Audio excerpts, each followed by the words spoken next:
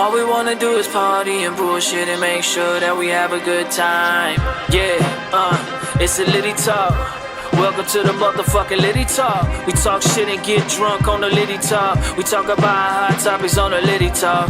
Yeah, the Litty Talk. We ain't scared to talk about it on the Litty Talk. We have fun and talk news on the Litty Talk. Where else, nigga, can you get a Litty Talk? You know the fucking vibes. Litty Willie in the house. Litty Talk. Matic Mondays. What's good, brother? All good. You? We here again. Glad to be here. Glad to be here. Yeah, man. I'm good, man. It's, Easter was yesterday. Yeah. Vibe, chill with the family. Relaxing at home. That's what I did. Yeah. Yeah, stay home. I wanted to go out, but No. crazy people. Too many crazy people, too many crazy things going on. It's crazy that it's like the return of Jesus and y'all want to act out. Yeah, trust me. A lot of people forget the fact of what? That I heard somebody talking about that they were saying like, oh, like everybody forgot the real reason why we celebrate. We're not supposed to celebrate. I don't think a lot of people celebrate that from like our countries and stuff like that. It's not a celebration. It's more like you pay homage. Correct. That's what you're supposed to do. But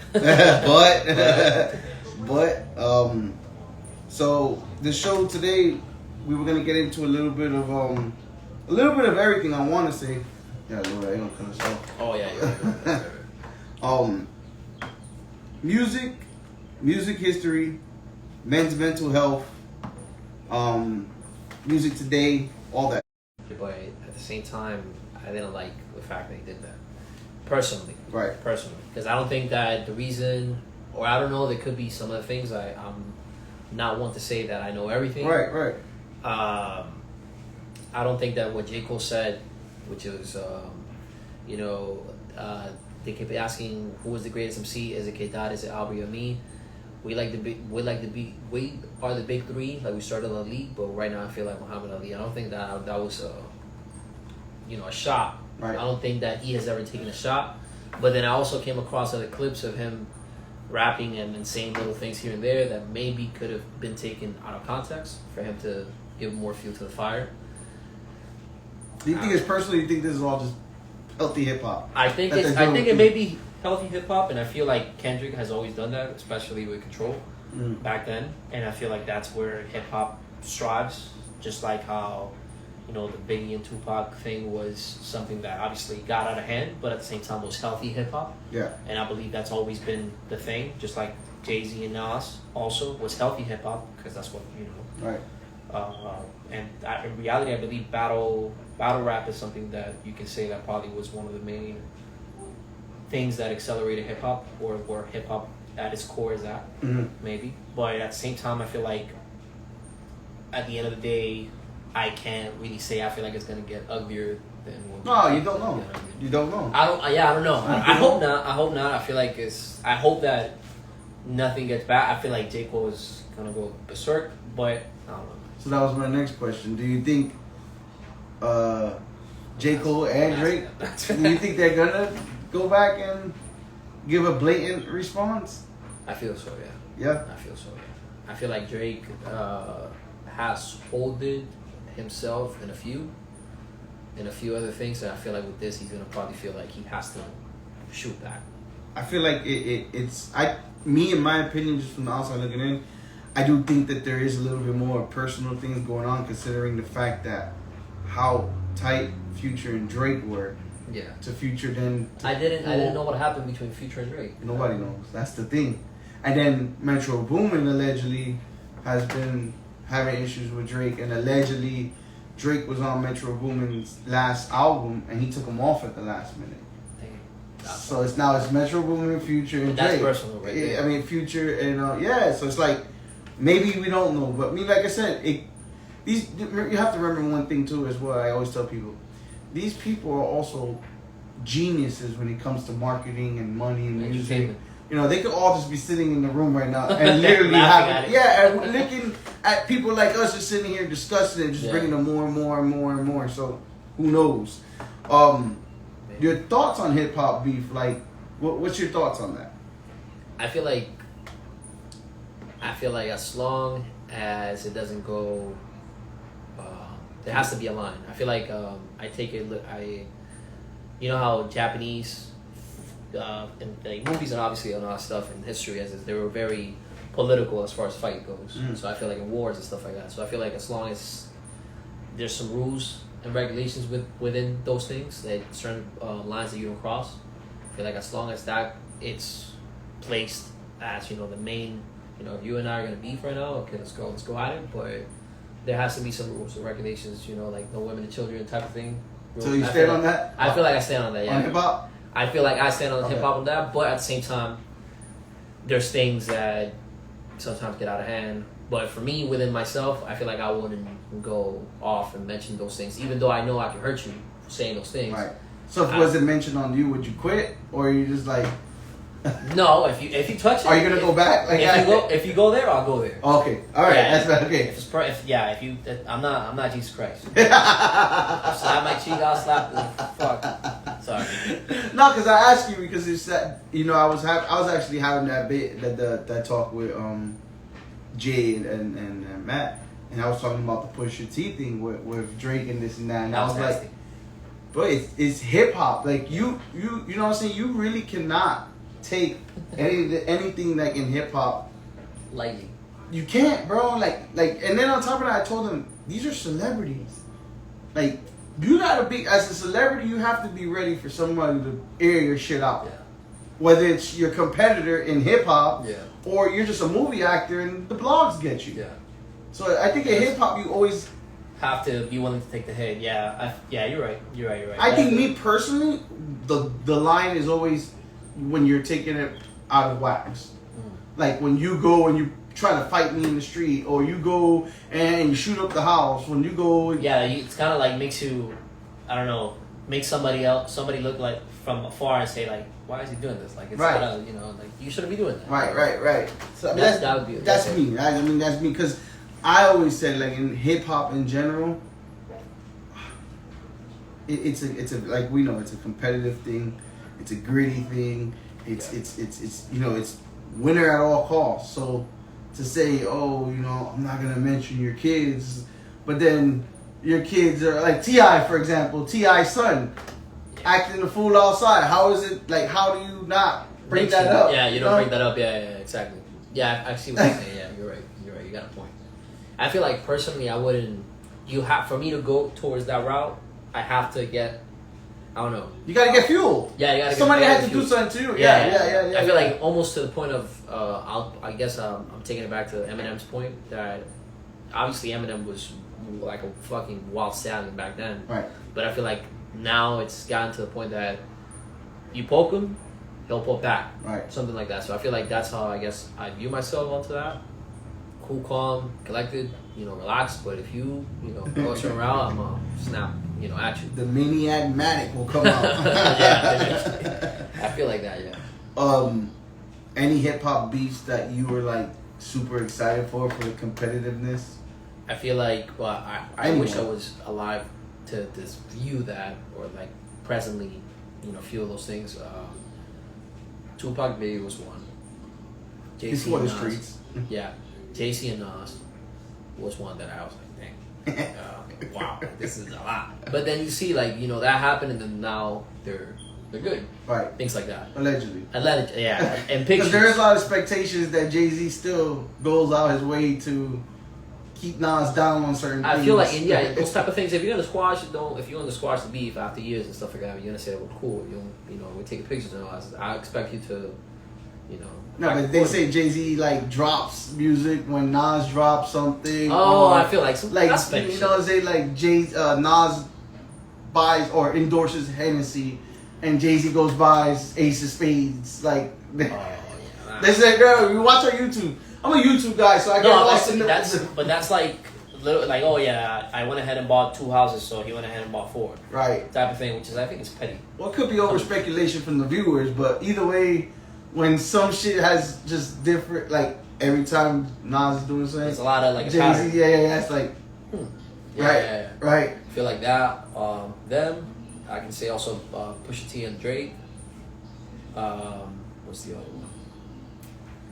Machine Gun Kelly and Eminem. Benzino and Eminem. That was a good one too. I've always gone back to Nailing the Coffin Yeah. 1 and 2. I always go back to those. Yeah, That's my dirty secret. Yeah. I always go back to that, especially when he says, he said, "You're gonna break your back if you could throw me out of the." Yeah, man, I don't know. Everything he said on that track is. That's Nailing the Coffin is crazy. That one, there's a lot too. I mean, 50 Cent, Ja Rule. I mean, I feel like the reason why I don't remember that one, it's not as prominent in my head, is because I don't feel like there was even no beef. competition. There was Yeah. even no competition because 50 Cent went and destroyed. There's one that he put somebody talking at the end of the track saying like, oh, like Ja Rule was my baby. I know Kung Fu. I was listening to that. I'm like, man, this guy's a savage. That's another beast right there. Somebody you want to beef with. Yeah, man. I think I saw Drake. I want to give it to Drake, although whatever people want to say about writing, ghostwriting, I don't know what he does and what he doesn't do. But I can tell you with Drake, in the modern age, the only person that I want to say beat Drake, and this is just Drake walked away from it, was Pusha T. Yeah. Because everybody else was just like, he annihilated Meek Mill, he annihilated like, you know what? And Common, which I told you Drake beefed with Common. Yeah, you told me about that. They dissed the back and forth, but I didn't listen to the disses or whatever, but I mean, you also told me about Common and Ice Cube. Mhm. Yeah. So, and then the fact, like, when you make something as how you said that he made a song. What was the name of the song that he said? That you said Common make the song. Bitching You? Yeah, the bitch. I see the bitch in you. Yeah. That's something like that. For example, if I was in Ice Cube's position and I see that, I probably like. Well, Ice Cube always also dissed the whole NWA. Yeah. That's The whole being savage. NWA. It's being like you know? Thanos and just Yeah, for sure. Next topic. Nobody wants to talk about it, but we're gonna talk about it. Diddy. Do you believe we live in a world, and I don't want you to get into it, but I think I want to ask you this. Do you believe that we live in a world today that it's guilty to proven innocent instead of innocent to proven guilty, although it should be innocent to proven guilty because that's the law? Yeah, yeah, due to the media, yeah, because once things just pop up like the way that they're popping up in his scenario, I cannot judge a person like that because I don't know, and and I wouldn't like somebody to do the same. But I feel like, for example, I was reading this thing from Tom Holland, the guy who played Spider-Man. He was saying that he posted something, I believe, saying that he was going to take a break from social media. And then the media ran with that, saying that he had issues and stuff like that, and that's the reason that he was taking. So they took it out of context when in reality he was just taking a break from social media because he wanted a break. So in that same scenario, comparing it to what Diddy's going on, I'm not defending him or whatever, but just because obviously, Homeland Security showing up your house is not a good look. Yeah, it's a good look, but at the same time, you shouldn't be pressing on that point since you don't know what the hell's going on. But I guess that's the job. That's the job of the media to do that. At the same time, there's a lot of things that have been popping out to say. Oh. I guess it's true. Yeah. Because I'm even talking about 50 Cent, he's the one posting a lot of stuff that's happened that makes me crack up. Yeah. And I've always suspected that, just how there's a lot of speculation of him doing certain things. Also, the fact that he might have been the person that put the thing for killed Tupac. It's like Eminem said it. The day you put out a hit, it's the day that he admits that he put the hit. I got Pop killed. I don't know. You don't know. I don't know. I bring that up because I from the farthest extreme to the lowest amount, I just felt like I'm not defending him, nor am I saying that he didn't do it. But it's like we live in a world today where it's like if anybody says anything about you on the internet, you're not like you are automatically guilty for that. Yeah. You have to go out your way. You can't just ignore it and say, well, whatever, that's your fucking opinion. Like, no, you got to go out your way now to prove that what they said ain't true. Yeah. And they can be a smallest person, like a smallest entity. And you still have to go. You still got to go out your way and make a whole presentation as in why. Totally. Man. And the saying goes though, innocent to proven guilty. Yeah. But it not like that today. No, of course not, because they hang you for anything. I believe that if, for example, this exact moment, if I was to say something ignorant, like, you know, I guess out of ignorance. Nonsense, yeah. Yeah, and if somebody can come in and just look at this and say, cancel them. And slice and chop it to whatever kind of. I believe that also that went with the context of what happened in Kanye's interview with TMZ, that he said, I love Hitler, something like that. He said, right. And then they ran with that, and then somebody else, I believe, a close friend, this is a white dude that just knows Kanye, I guess, from a long time. He went on Joe Rogan's podcast and he said, like, you know, Kanye is the most innocent person that I've ever met, and probably the person that has the most mental issues, and he does not have any help. And now they're crucifying him because he said these things, when clearly instead of crucifying, we should be getting him some help. Right. You know, something like that, to that extent, that if somebody goes out of their way and does something out of ignorance, you shouldn't just be crucifying them for their actions. You should be figuring out why they say the thing that they say and try to prevent those things from happening again. But we just feed off of those things. And it's going back in history side, sort of a bit, like in a sense where, you know, like Salem witch trials and things like that, where it was like, you know, if a woman, witch. Yeah, she was a witch, you know. So it's like you said, somebody could be saying some ignorant shit, and it's not right that they're saying this ignorant shit, but nobody's taking the time to say, yo, what's wrong with you? Yeah. You know, it's Are just, you okay? Yeah, like, what's wrong with, why are you saying these things? Exactly. Because maybe they do have a reason to say what they're saying, but they're not delivering it in the correct way, which is coming off like a fucking... Or they don't have the right knowledge in order for them to... Right. Those things. It's the same thing as if you were to have a fight with your couple or with your partner, and you come out of context and you yell and you say some things, and then a few minutes later you're able to recognize that was a mistake of yours, and then you go ahead and say, hey, I'm sorry because I said this and this. Right. That's already a mature thing because you have the knowledge and you're knowledgeable enough to say, hey, I made a mistake. But some people don't, and then they have to go to a therapist to recognize that they made a mistake. And instead of you know, we go out right now, we have a beer, and then somebody comes in and, you know, pushes you out, and then your original response is to go ahead and smack them. Yeah. Because you don't have any knowledge. No. You know, you should respond better in that environment and say, hey, you know, maybe let me step out and not put myself in that situation. Just how you said, I'm not gonna put myself in that situation. Correct. Those things is you have knowledge, and I believe that comes out of no knowledge at all, or those mistakes at all. But then you have also traumatic experiences and all kinds of other things too. And you have also those people that do it with the knowledge and don't care. And they don't and care. you're sick. And you're sick, yeah. You need some help. Getting on a positive note, I'm gonna give you some hip hop history today. Oof. So, first things first. Did you know who received the first hip hop Grammy? No, I do not. Will Smith and DJ Jazzy Jeff. Parents don't understand.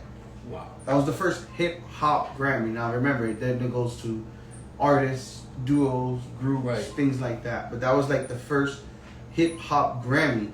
And also they boycotted it with other people like Slick Rick and things like that because they didn't televise it.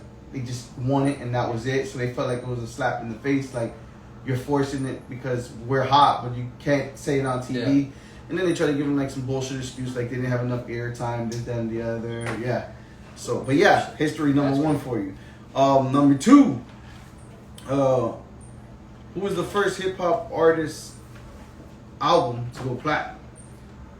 MC Hammer. Really? Yeah, MC Hammer? Album. Album. So album. And Diamond as well. I read that a lot of people, I guess, or a lot of other artists in that time hated MC Hammer for some reason. There's a lot of speculation behind Controversy. that. Yeah. And here's another one of your people, J. Cole, in 2022, was the first artist to go diamond without a music video for the song No Role Models. With no video. No video. Yeah. Because most of the videos, the hits got videos. Got videos, yeah, they go hit. And last one, people hate when I speak about this, but I don't care. Big Punisher was the first Latin solo artist to go platinum in hip hop as well. Not only hip hop, but hip hop as well. And then Cypress Hill was the first Latin artist to go platinum, but they were a group. They weren't a solo. Right. So Big Pun was the first to do that as a. Yeah, I didn't know about Cypress Hill all the way until 2 years from now. 2 years ago, I found out, and then I also found out a little bit later on that they were, Latin. And I also found out a lot of people were using, like, for example, Schoolboy Q used, with that's a song with Raekwon, I believe, that he used that same melody and stuff like that. So I didn't know at all. So because this whole time I had Big Pun and this here, like, oh, the only Latin one, and then Cypher Hill. Obviously, it's two different people, and it's like one is a group, the other one's just one guy. Right. Rest his soul. But at the same time, it's like, wow, that gives you more fuel to the fire. To go for it. Yeah. And I don't listen to Cypress. I respect everything they've done for hip hop. Just music's not for me. I get you. Yeah, I listen to. There's some cool songs on it. Yeah, I listen to some songs, and I've had people like, yo, like, listen to it, but I just don't get. Listen to it. It's okay. Yeah, it's fine. It's okay. But I feel, on the other side of the coin, I feel totally different to listening to Big Pun, and just at the same time, there's some songs of Big Pun that I just don't. I get chastised for saying I don't like both of them, like their music, not them. Yeah. Like people, I just can't get it. I just don't know what it is. I have no. I'm not saying like them. I hate them. They're no, you just don't. It's not your cup of tea. And there's some people like, for example, last week, I believe Friday, I sent my song to get a review, to do a live review of some people who were live on Instagram. Right. I sent my song and they were like, oh, like it's not a song that I would put in my playlist. All right. Yeah. It's not your cup of tea. That's it. That's it. It's not the right audience. You can automatically go, and that's a mindset that I had before. It's like, oh man, we didn't like this song. No, that's bullshit. I know a lot of people that don't eat fish, and I love fish. Yeah, exactly. I fucking love fish. Exactly. Men's mental health. We're trying to, or me personally, I'm trying to dive into some sort of segment where I can start reaching more men, because mental health for men is something that I believe gets thrown under the covers. Yeah, just thrown. We're starting to talk about it today a little bit more, but men's mental health. There's so much things into this, and it's gonna take forever to talk about it. But just brought up some things in general. I'm 36. I've been through a lot. I've grown up divorced parents, 10, 11. Both parents, one suffering from drugs, one suffering from alcohol. Not negligent, like living in the streets like that, but just suffering from. They had those things as a baby. Right. Split up, disappeared. Both parents. Mom sent two of my siblings under me to live with my grandmother. Father started another family. Me jumped around here and there.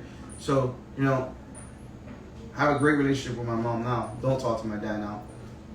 But I sit as I'm 36, and it's a cliche why people say, "Oh, it's what I've gone through. That's why I am the way I am." But nobody sits back to actually think about what they've been through.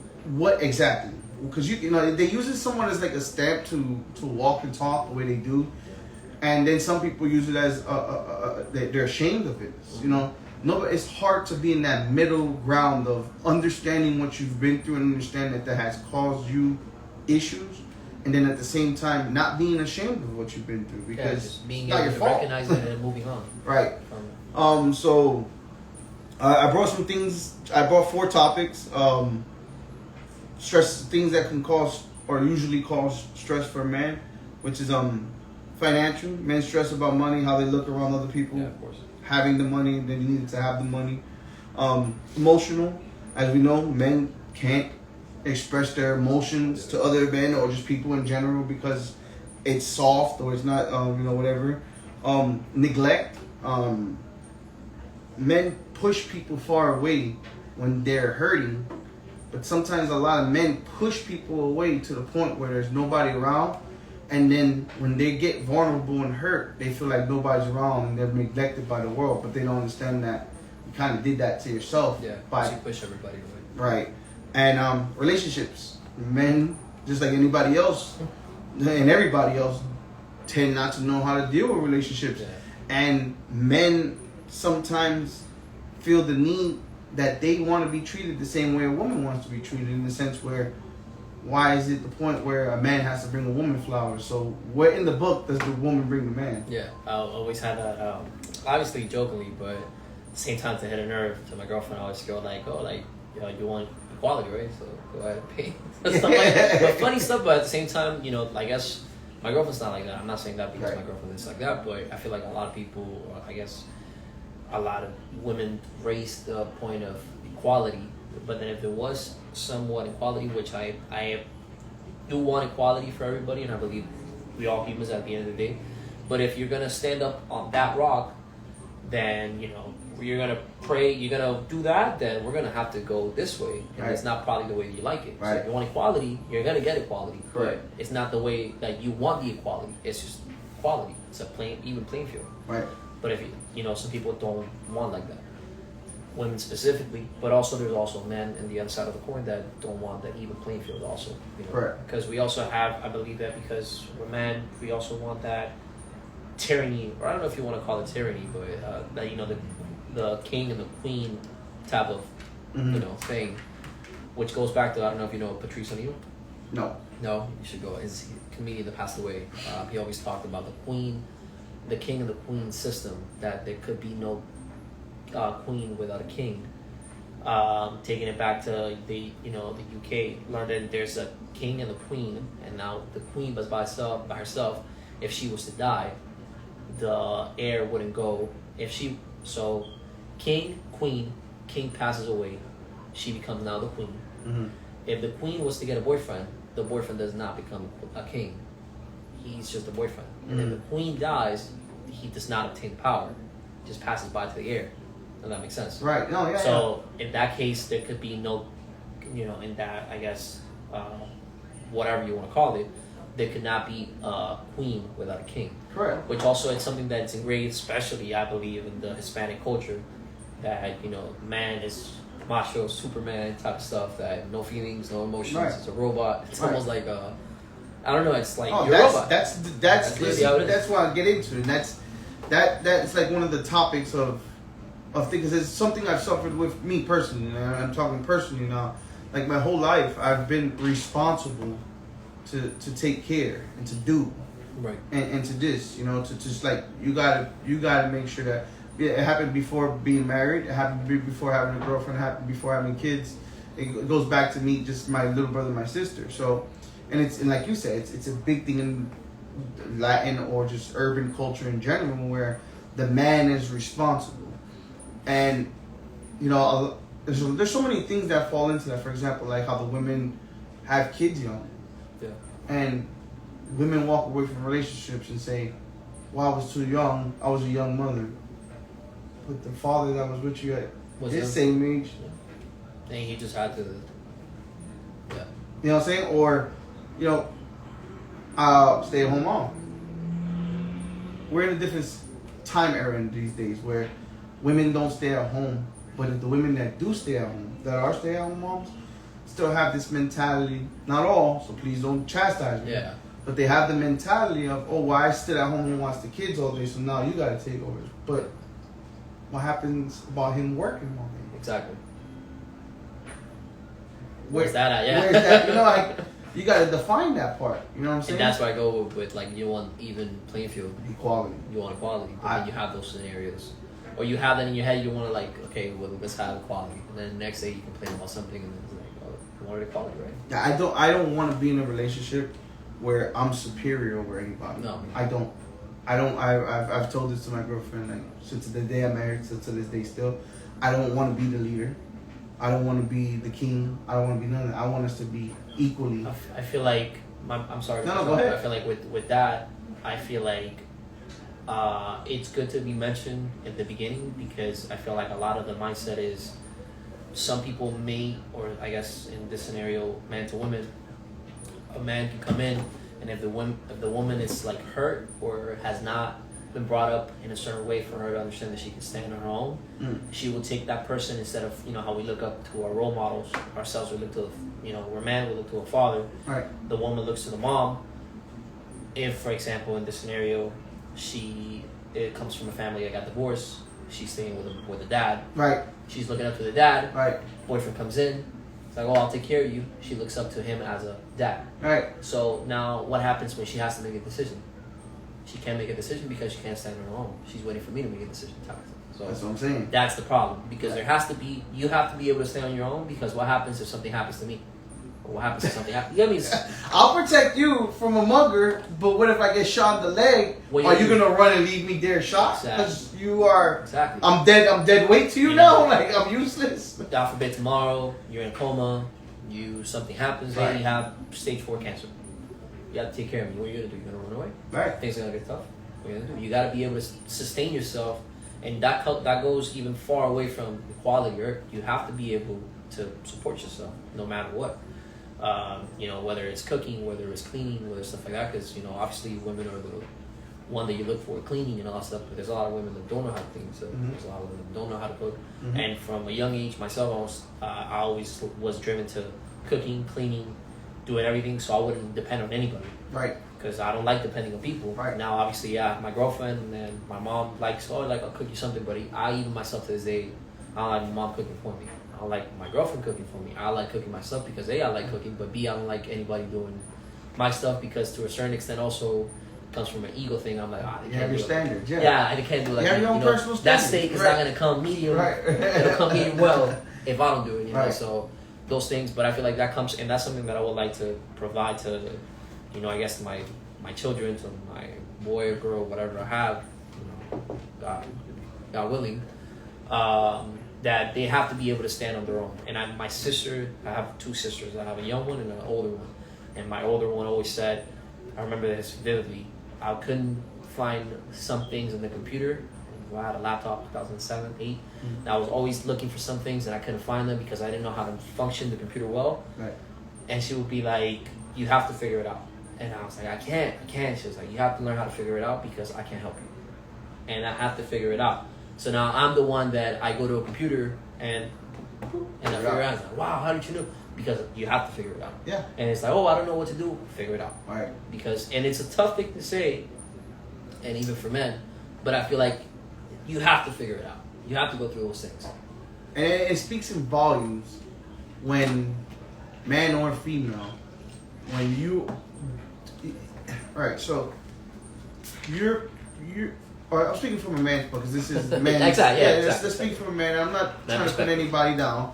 In a man's perspective, if you are okay with your woman being 120% submissive towards you, and you being dominant over her, it doesn't speak in volumes. But if you're with a woman and you feel that she can do the same amount of everything you can do, that kind of motivates you to do better. And step it up. Step it up consistently.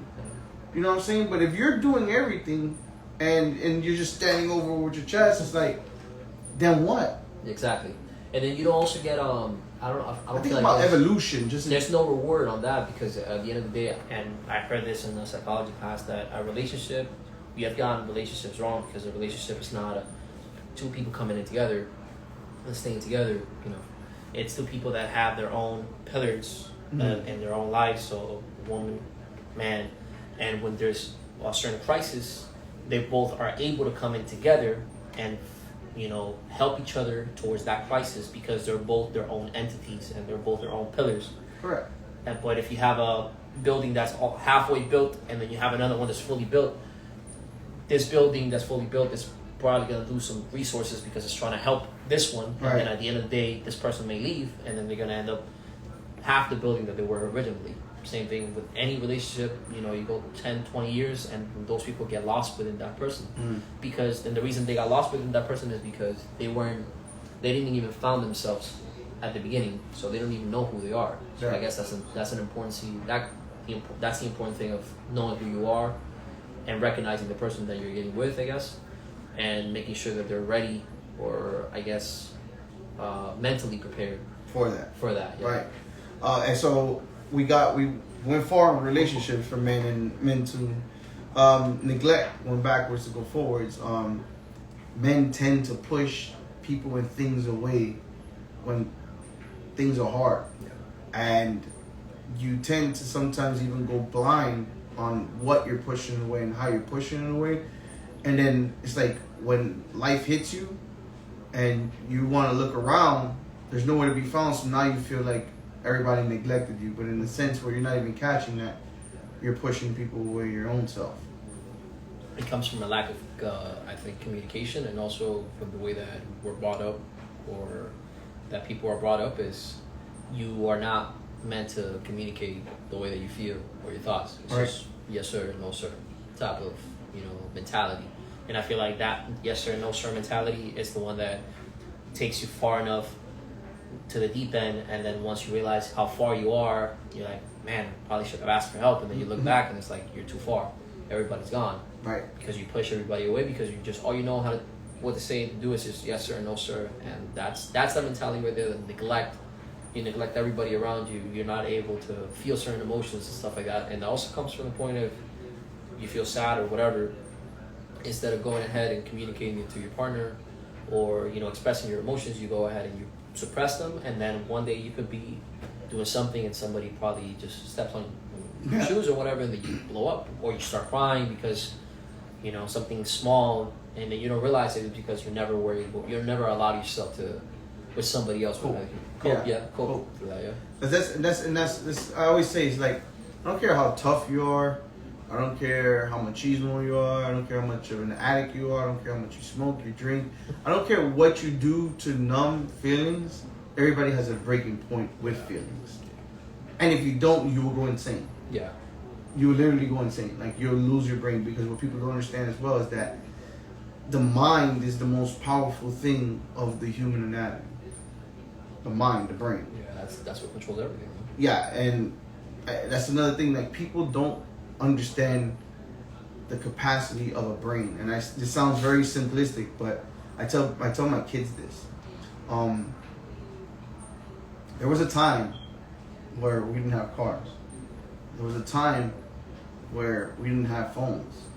We're at a point where we can speak to another person face to face at the same time, 100 miles away. Yeah, the other side of the world. Yeah. We can get something that 100 people can't lift up, but we can get to go into the sky. Yeah. 100 people couldn't lift up a 747 Boeing jet, and we can get. But we created something to get it up there. The mind did it, not the physical part. The mind created something to get, and then I know I'm beating a dead horse, but you gotta think how amazing it is to get something so heavy. We take it for granted, right? In reality, because it's there. How, like, the iPad speaker. This TV has this. This is with TV, and it had a antenna. Yeah. Now you can get a signal. You don't even need that. Right. It's just so ridiculous. Like, you don't think back, and I believe I was in my today. I was getting an allergy shot today, so I'm doing a procedure for allergies. And I saw there was an old lady sitting right next to me, and she was using an iPhone. So I thought, I see her typing and looking for a name. And I'm like, man, imagine how she must feel using that iPhone. Correct. Back then, she probably has seen I don't know how many generations of phones. Back then, there was no screen. Right. I don't know if that makes sense. Like, pagers 100%. and stuff like that, or when you go back and listen and look at, I wasn't alive for pagers, but I do remember flip phones and stuff like that. My dad telling me about pagers. Those things like that, that's crazy to see the evolution of it, but we just take it for granted, and I feel like that's a fault from this generation, I guess. And taking it for granted is a scary thing for a human being, considering the fact that if the mind's that powerful to create those kind of things, the mind is also powerful enough that if it's neglected, it can make you think and do things that you don't want to do. Yeah. So that's why you have to take care of the brain. You have to feed that brain. You have to exercise that brain. I said to a therapist that I had last year, I was like, he asked me, why did you want to go to therapy? I was like, I don't know. I guess that we do maintenance to everything, to a car, to you change the filter of your house. The reason why you change the filter is because it gets dirty. Right. If you don't change the filter, the whole house is gonna be polluted. Right. At the same time, you gotta kind of like change the filter in your brain, right? You gotta do the oil change in your brain too. Mm-hmm. Those things. So you have to do those things, but we don't take care of it. And I guess it has gotten a lot of neglect from that standpoint, because now it's been normalized. But then you say like, I think I told one of my because I don't believe my parents know that I go to therapy. Now they know. Now they know. Now they know, yeah. But if you tell me, it's like, why are you going to therapy? You don't need that. What's wrong with that? But in reality, you may not think that you don't need it, but why not? Right. It's a normal thing. A lot of actors go to therapy. A lot of people that you never know they would have gone to therapy they're probably better off, like people that passed away, people that did drugs and stuff like that. They probably would have been better off going to therapy and explaining their feelings and stuff like that, or just minding out the brain, or just having somebody to talk and communicate to.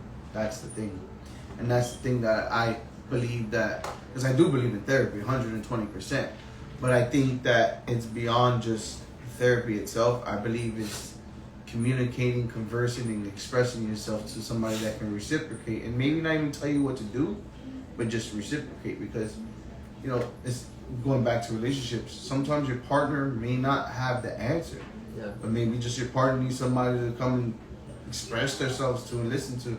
You'd be surprised, and maybe not you, because you have a bigger mindset of that, but you'd be surprised how many people don't get listened to, or how many people really feel like their opinion or their feelings don't care. That's why they don't express them. Right. I mean, I'm a manager of 47 employees, so I'm listening to people complain all day long. But one thing I've learned in the 16 and a half years doing it was some people just want to vent. Yeah. And it's I was told I was doing EMT. I was doing to be an EMT. I was going through that course, and then one of the things that you have to do was do ride-alongs with the firefighters. And one of the firefighters told me two things that I remember specifically. One was slow is smooth is fast, all the time. Mm-hmm. Just that's kept with me all the time. The other thing was, like, sometimes you go to these people not because they need help, it's just because they want to vent out. Yeah. And that's probably 90% of your job. Just listen. I mean, think about it. What is a therapist's job? I mean, they do go to school, not to take any credit from them. You know, they do go to school. They understand human patterns and neurological deeper things. But thoughts. in reality, they just listen. You're there to listen.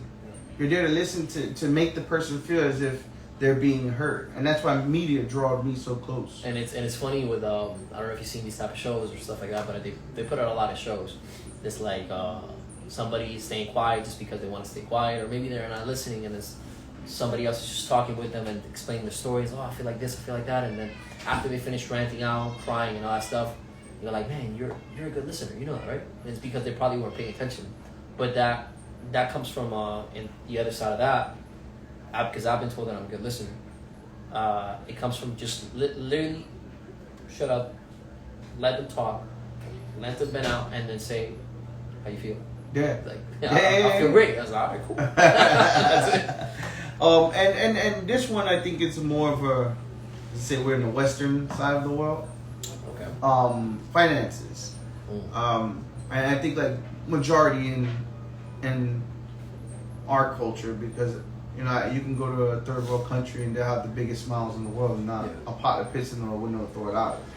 But specifically talking from us, from our experiences, from our area, from our culture, I think women are not worried about money as much as we think they are, because we think that women are jewels, diamonds, this, that, and the other.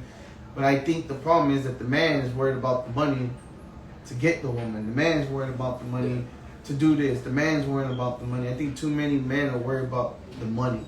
Wasn't it Tony Montana that said first you get the money, then you get the cars, then you get the woman? Yeah. Something like that he said, I believe, in that movie. Well, Jadakiss said it. Jadakiss said, don't chase the pussy, chase the money. Yeah. Pussy comes with the money. Yeah. But it's just, I feel like... But that also is it's not a bad thing to look, it's a bad scope to put on yourself. Right. Or a bad scope to look at money from, because I talked with one of my friends that I know for almost 13 years, 15 years, I believe. Mm. And he told me he moved recently to the States. He told me, man, I used to be so happy over there. I've had the same clothes almost for like 5-6 years. And that's not a bad thing to say. No. But he told me, like, I guess I was so happy and I did not worry about clothes. I did not worry about anything. It's just, as long as it fitted me, I was fine. I was happy. My family was there. I would wake up, go to my friends. And then, obviously, in Venezuela, what happened, a lot of people moved out of, the country and out of the States and whatever. So you started seeing, like, okay, let me go hang out with Willie in the corner. No, Willie moved to Miami. So you can't hang out with him. So, like, we started, I was one of the people that moved early from that state, but he told me, like, once you move, this person passed away. This person moved. this person moves. So once you realize you don't have anybody around you, so what do? So you just go out, you party and stuff like that, but then there's no kind of like, I guess I'm going to the other side, but there's no future or whatever. Right. But then he told me like to that certain extent, there's no mentality of like worrying about so much about finances. Obviously, as you grow older, you want to help. Some people worry about finances because you want to help your parents. You want to get out. That's a two-part. Yeah. That's another. That's another side. Right. But I guess the whole pressure of finances of men, I believe it comes from that's, I guess, stigma, if you want to call it, of being the alpha. Mm-hmm. I feel Right. like that's where it comes from. The most money, the toughest guy, the most prominent guy. Exactly. You have a nice car Right. and body and all these things Right. and whatever.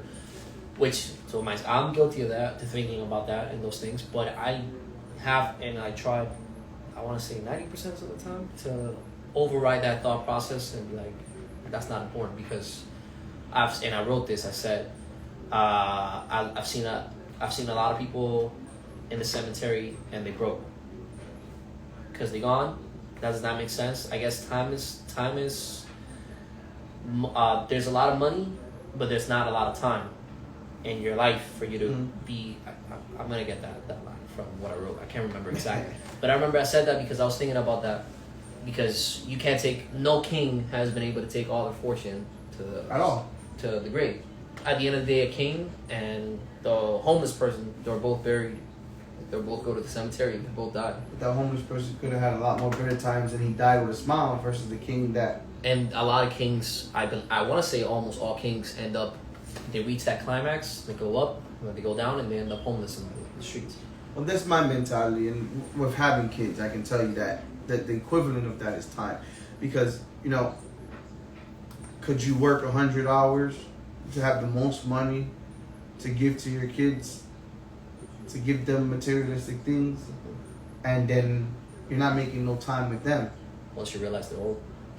So my mentality is, because I can literally work all my time. I'm the type of person I can find money in anything I do. I'm not rich, as you see my house. I'm not rich, but I can always find a way to get money. Right. All these things will consist of having time. So there's a lot of opportunities that I've thrown out the window, and not as an excuse, but there's a lot of things that I don't pursue because I feel like that's taking time away from my kids. Right, of course. Like, for example, I go to the gym. If I stay out 4 or 5 to the morning because I wanted to go promote myself somewhere with somebody, I'm missing time from the gym.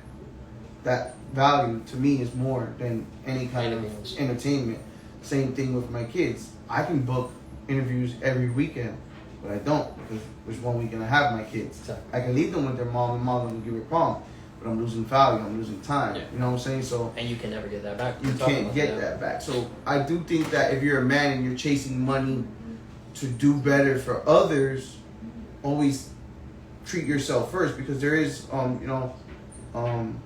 something French Montaigne says in the sense of, don't the way to judge a person, the way to really judge a person is what they've done for others. Mm-hmm.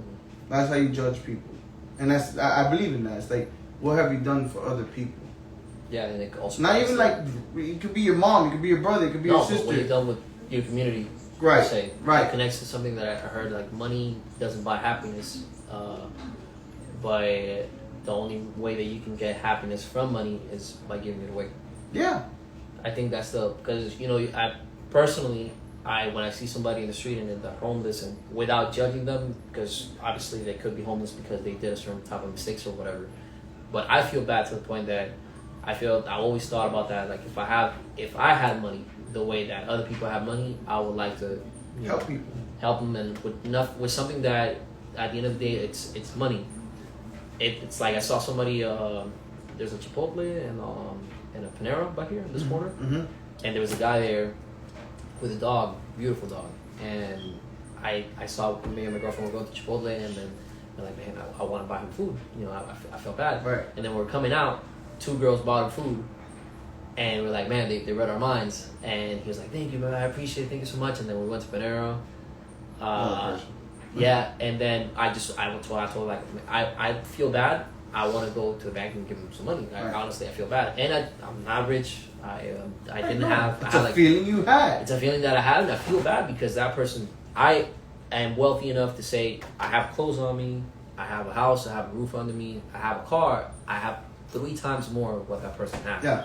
And You're a he's gonna billionaire trade. compared to them. I'm a billionaire. Yeah. And just by me giving him $20, that's the world. Thank you so much. And I know that giving that $20 is gonna multiply by millions of times just your actions. And I believe that's said in the Bible, or quote me if you're wrong, that the goodness that you do cannot be done by looking or just when you do good, you cannot promote that. Yeah. You got to do good without even being able to look. You don't think about it. You don't think about it. It's Just natural. do it. Natural. It's natural. Like when an old lady's walking right next to you, she drops her purse, and you don't even think about it. Just go to pick it up and give it to her versus keep walking or thinking, should I pick it up? It's natural. I mean, but that's and we went far left with it. But I feel like that's one of the top things that men stress from and have that causes mental distraughtness, because some men feel like they're never making enough money. They're never making enough money for their family. They're never making enough money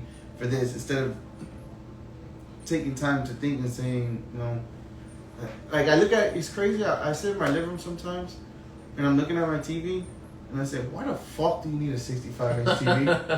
But honestly, what do you need? Really, like, give me the one reason besides you getting happy that you're looking at it bigger. Pause. Like, other than that, what do you need that? What do you get from that? What are you getting from that? You know what I'm saying? Like, sometimes, like, I even say with housing, like, I always say, like, if my kids got their own room and it's a decent neighborhood, why do I have to go further?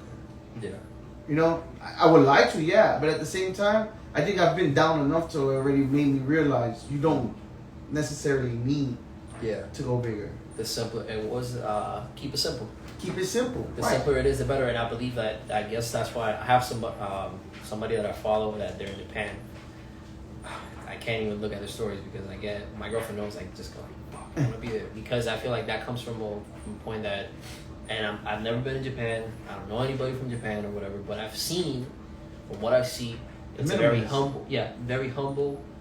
Like if, for example, I would like my bed to be with, just be on the floor. I wouldn't mind to be on the floor, but people come in, and I had that before. People come in and it's like, oh my god, you okay? Yeah, you okay? What's going on? I was like, no, like why do I need, the mattress, the whole thing? For you and all this, then you really don't. Oh, I don't have a TV in my room. Right. What do you have a TV in your room? I don't want it. I'm okay. Yeah. I'm good with this. I'm good with that. Right. That's it. It's a minimalist, and the more things you're crowded, it's just like what's going on right now with media, phone, Instagram. Right. There's a lot of crowded things, and those things are crowding the knowledge and the information. There's a lot of knowledge and information, and the originality of having a phone or whatever, and then Google and Wikipedia and Instagram is to provide knowledge to the public. But there's so much things, so much clouds that don't let you see the sun, type of thing. So I guess that you gotta stay within yourself, keep the sun as close as possible for you. Keep that, north. The simpler, the better for you. The simplicity, just like making a song, just like writing. Keep it simple. Just go and do the thing. And if you like it, just go do it. And I guess I'm going. No. But listen, that's how it is. That's what we're getting into. Because see, just me and you talking, discussing this, is more than what a lot of men that I know do. Yeah. Like a lot of men that I know don't even talk about random shit. And then I have some business arrogant friends where it's like, what I'm gonna talk about unless it's making money, like that mentality. Right. So it's like, I get where you're coming from, but what are you really thinking? Because now you're putting, once again, that stigma of money. You're putting it as your pillar. Right, At the end of the day, how are you? How are you? How are you, bro? Like, fuck the money. If your mind, okay? if your mind is only about money, like, that's not healthy. Yeah, I mean, I feel like if you're able to separate that mindset from the having it in your right and having it in your left, and I believe that goes also from what we talked about last time, how Eminem did this to Akon, like, I'm here in the studio at 8 o'clock. He's like, I'm home. It's 5 p.m. I'll see you tomorrow. Or, it's Friday, I'll see you on Monday, type of thing. It's because probably he did that to separate this from with that. This, and I have my family here, and I have this, and I have to make time for that. And I do that sometimes, like also on Sundays. Let's go meet up, let's go to the beach. No, I'm home, I want to spend time with my girlfriend. My girlfriend's off, I want to be off. I want to sit down, watch a movie, which she knows, I cannot sit, and I feel like I'm wasting my time. And I actually spoke with this with Renee, like, I'm switching my mindset slowly Because I feel like everything else that I do out of music, if I'm not writing, if I'm not doing a beat, I feel like I'm wasting my time. And that's a good mindset to have, but it also connects to that mindset of money. Right. You know, you're looking too much in, you have that tunnel vision, which is great, but then You're dehumanizing yourself. How long until that tunnel vision gets you killed, not even to say it, but killed emotionally because everybody around you has passed. You know, I have a little sister, she's 14. I wish that I would realize now how precious time is. Mm-hmm. Back then when she was 9, when I didn't realize it, but now she's almost to my height. Yeah. And I'm looking at her. She's looking at a woman. She's looking like a woman. She's not looking like a little girl anymore. Yeah, I'm like, damn. You're looking at a woman. Snap, and I'm pretty sure that's the same thing that you have with your kids, kid. and I'm pretty sure that's the same feeling that I'm gonna have with my kids. So now that teaches me that I have to be more careful of how I appreciate the time around me and not don't waste it. Just like how people have passed away. Right. You know, you don't appreciate them and stuff like that. So I feel like that comes from that, you know, like chase the money, but to what extent? Yeah, I mean, you're never gonna be comfortable because I'm gonna tell you right now. I know businessmen that have that mentality. I mean, I've sat in rooms with millionaires and billionaires, not personally gone out with them, talked with them, and there's just no conversation besides work, which is cool because that's what's gotten them there. Right. But when was the last time you think that they actually spoke to somebody about personally how they feel about anything? Not about business. A lot. Yeah. And they have the mentality that's drilled in their head. I can't even talk about that. No, because I gotta stay focused. Yeah. Which is good, like I said, because we do need discipline in order to get to certain things but just never forget you as a human being. Never forget yourself. Yeah. And I talk with and I believe that's the importance of therapy. That I told my therapist, I'm like, man, like I like playing video games, but I feel like I'm wasting my time. It's like, why? He said, because I'm playing video games and I feel like it's childish or whatever. But didn't you work 10 hours? Yeah. Didn't you work out another hour? Yeah. Okay, so you're out 11 hours. Didn't you went ahead and stayed in the studio for 2 more hours? All right. Mm-hmm. So you're think about it. That. How many hours did you sleep? 5. Okay, so you did all that. And you can't just put yourself on the sofa for an hour just to play video games, something that you enjoy. Right. That lets you know that you need that moment. You just disconnect, and the more times you disconnect, I believe, just like how soccer seasons and stuff like that, they take a certain time off. Any sport, you have to take some time off in order for you to come back stronger. Right. Just like working out, you have to, in order for you, if you reach a certain peak that you cannot plateau, you cannot surpass that. You're staying the same consistently. You need to take a break. You need to switch your perspective towards it. But at the same time, with that, you need to take a break, separate yourself from what you are, and then kind of step away. Just like I've always worked out 5 to 6 times a week. Now I work out 4 times out of a week, and I'm getting the same results because my body's just that way. But I'm here in my mindset, I gotta work out 5 days, 6 days out of the week. But doing that, I'm losing a lot of time with my family. I'm losing a lot of time in the studio. Sleep. I'm exhausted at work. There's a lot of things. You said you're still having the same visuals from 4 to 6. Exactly. So it's like, why doing that to yourself? It's a mental thing. Exactly. It's a mental thing. It's a mental thing for sure.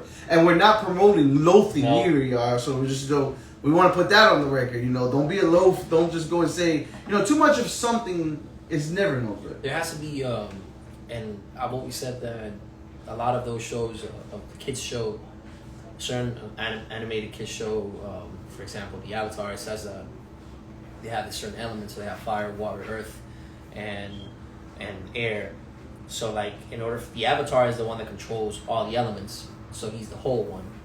But then you have the Fire Nation looking at all the other elements, all you are beneath me. And then I believe that one of the guys from Fire, the old man, was telling a young kid that he's from the Fire Nation, telling him you cannot concentrate in one element. You have to look at all of them in order for you to be whole, and understand everybody as in one person in order for you to be whole and be one. Yeah, right. Exactly. Same thing with nature. You have to be one with nature in order for you. Same thing. Balance between everything is the perfection of a human being. And it's something that it's never achieved and will never be achieved, but it's something that you have to be willing to chase every day. Yes. Agreed. 100%. Couldn't have said that one better. Shout out to Anime. You and my Hey, son. there you go. My son's 18th birthday gift to him is to go to Japan. I'm taking him to Japan for his 18th birthday. So No. we got years left. He's 13. I'm talking with my girlfriend and I'm planning a trip. It's funny because he's into anime and I'm just into Japan. I love Japan. I love the car culture too. So yeah, it's beautiful. Yeah. I've seen some clips and I'll show you after we're done here. But it's just I believe that the reason why I want to go, and I feel attracted not only because of the anime and all that stuff, because I see how the honorable respect and simplicity of things. Mm-hmm. Obviously, yeah, right now there's a lot of stuff, and then you see they have a bunch of stuff and anime and all that. Right. But I feel like you come into a house, the culture is like respect, take your shoes out, and it's something that I was put on in my head as far as respect and honorable. When I went, I was purchasing a gun, and I went in, and there was this old police officer. He was the one selling me the gun, and he's like, "How you doing?" I'm like, "Oh, good, sir. You know, how are you?" I'm very respectful. Right. But before that, he had a young person also. He was taking care of that person. Then that guy left, and he's like, "Man, I don't understand why it's so disrespectful." And I come in, "Hey, sir, how you doing? Good afternoon, sir." Mm-hmm. He's like, "Oh, but you're being too nice, man. Like, you have to, stop calling me sir. Only my son calls me sir." But that comes from we have lost that respect. That respect, and now like. I don't know, man. I don't know. Like, you walk to a spot, you say, "Good afternoon." No, I have young ladies that tell me, "I'm not a grandma. Don't tell me, ma'am." I'm like, but that's out of respect, right? And that's taken out of context nowadays because nobody says that. Or like, I remember, I got here when I was 14, 15. I used to wake up early in the morning to take the bus. I would go into the elevator and there would be this guy with his headphones on, come into the elevator, and I would say every time, "Good morning."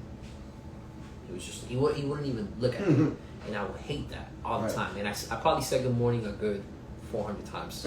Like, I'm serious. And then it got to a point that I stopped saying good morning. I'm like, "Oh, fuck." Yeah. And then a few days after that, I said, "Okay, good morning, how are you?"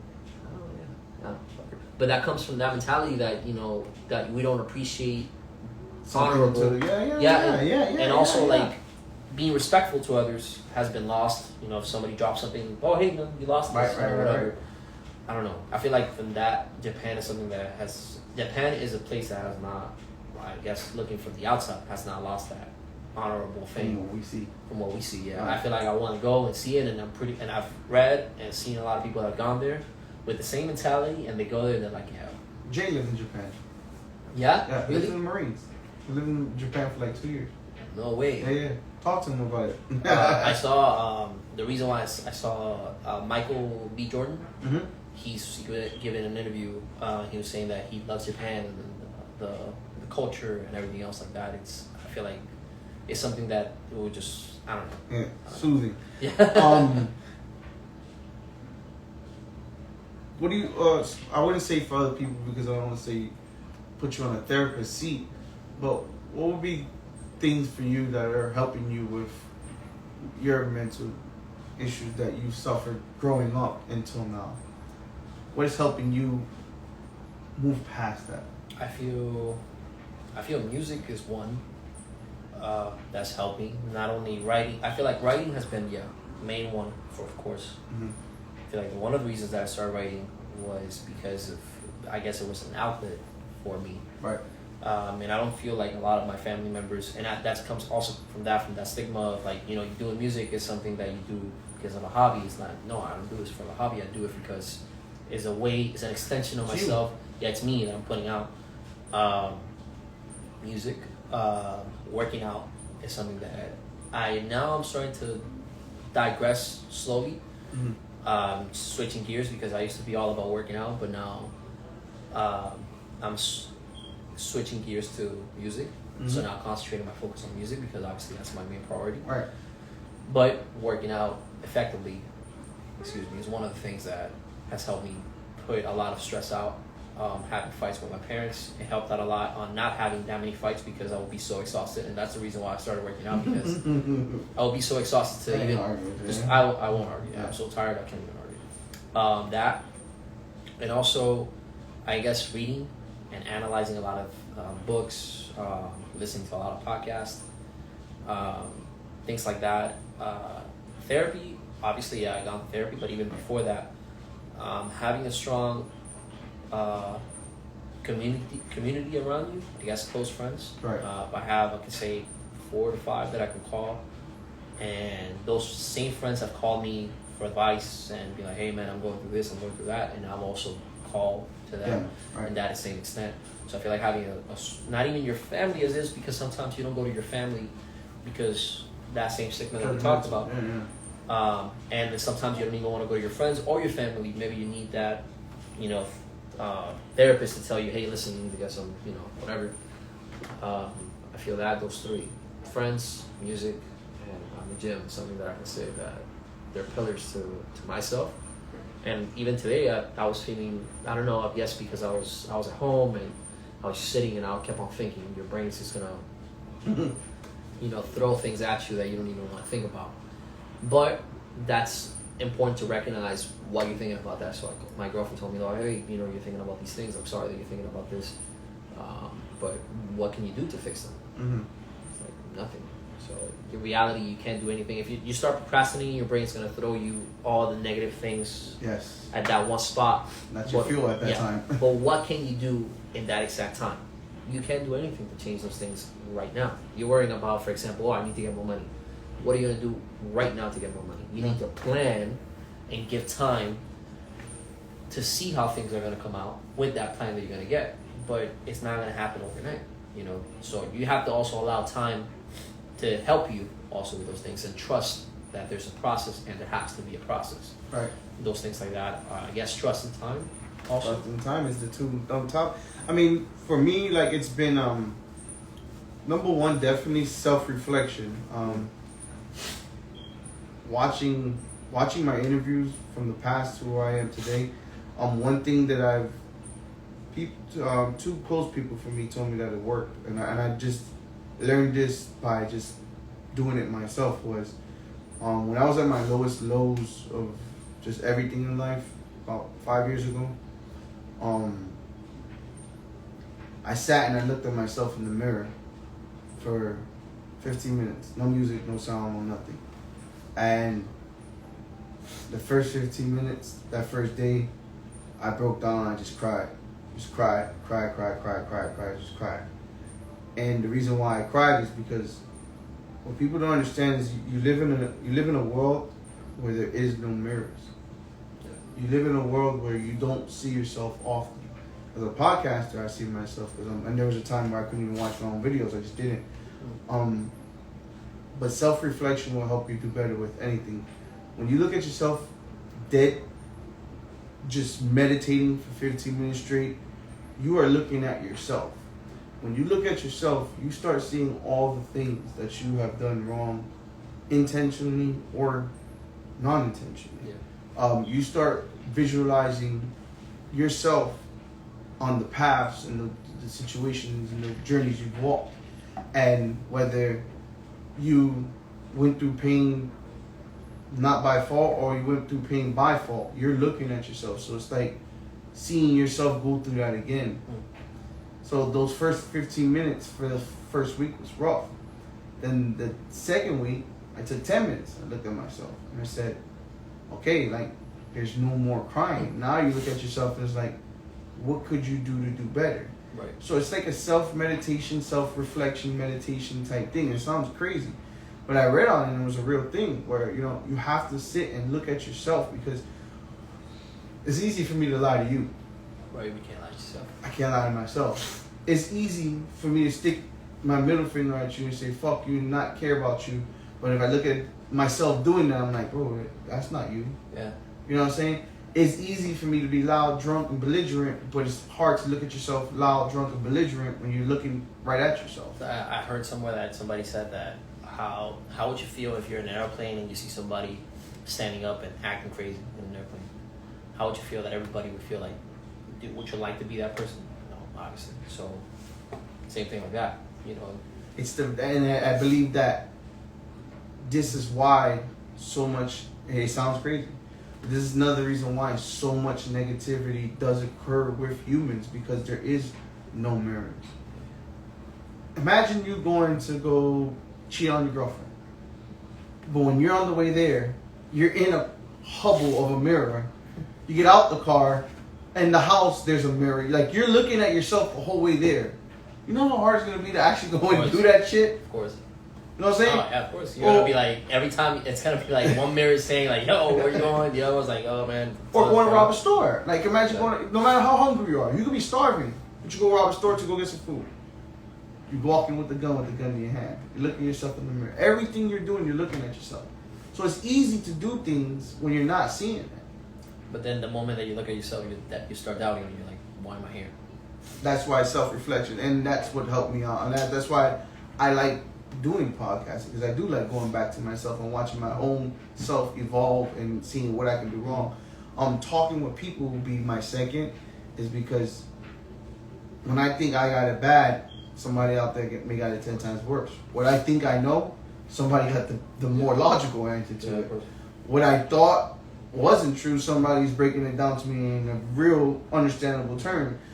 Conversation, religion, I always tell this to people, religion and lack of communication are two reasons why we have war. Yeah, I say religion, lack of communication, and money. And money, right. But it's lack of communication and religion, and religion still falls into lack of communication, because if we can figure out how, you could like Jesus, I could like Buddha, he could like Allah, and we're all good, it's still going to work. Yeah, that's your God. Right, but lack of communication. So when you're not communicating with people, especially in this world of social media, you're just getting a depictive of who somebody is off their social media. That's it.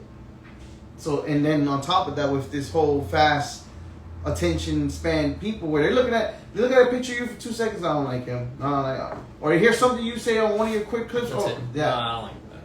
That's good. That's why it takes communication. That's why but that's what helped me. That's what helped me. Not to go too far before we waste too much time. Congratulations on you making the March digital mixtape that we released. Thank you.